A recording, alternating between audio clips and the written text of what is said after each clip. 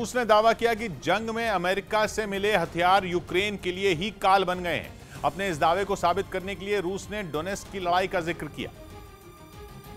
और दुनिया को यह यकीन दिलाने की कोशिश की कि जो अमेरिका युद्ध में यूक्रेन की मदद का दावा कर रहा है वो असल में लगातार उसके नागरिकों की मौत की वजह बनता जा रहा है। Now this western territory is killing innocent people. इन दिनों पूर्वी यूक्रेन के डॉनबास के डोनेस्क इलाके में भीषण जंग छिड़ी हुई है, क्योंकि ये रूस के लिए अहम है, लेकिन जेलेंस्की उसे अपने हाथ से जाने नहीं देना चाहते। इसी कारण से लगातार दोनों तरफ से हमले किए जा रहे हैं, कभी मिसाइलों से तो कभी टैंकों से। पुतिन इस जिद पर अड़े हैं कि वो किसी भी हाल में डोनेस्क पर कब्जा करके रहेंगे, जबकि जेलेंस्की हैं कि इस इलाके को खोना नहीं चाहते, इसलिए उसे बचाने के लिए उन्होंने एड़ी चोटी का जोर लगाया हुआ है और इसी वजह से वो इस जंग में जीत हासिल करने के लिए पश्चिमी देशों की मदद लेने से भी पीछे नहीं हट रहे हैं। जंग की शुरुआत से ही अमेरिका यूक्रेन के साथ खड़ा है और इसी कड़ी में लगातार उसकी तरफ से यूक्रेन को एक से बढ़कर एक हथियार सप्लाई किए जा रहे हैं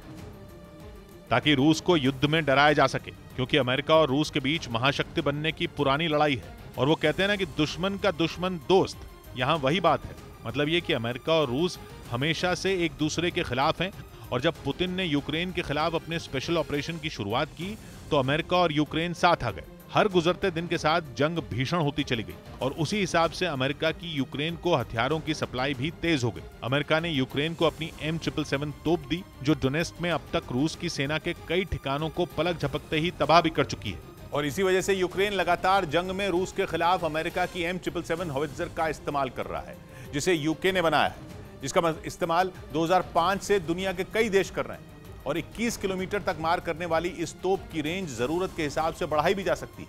यही नहीं, इसमें अलग अलग तरह के गोले लोड किए जा सकते हैं जो टैंकों और बख्तरबंद गाड़ियों को भी उड़ा सकते हैं। वहीं इसमें लगा डिजिटल फायर कंट्रोल सिस्टम अपने टारगेट की पहचान कर उन्हें ध्वस्त कर सकता है, लेकिन ये वजन में हल्का होता है, इसलिए इसे कहीं भी आसानी से ले जाया जा सकता है।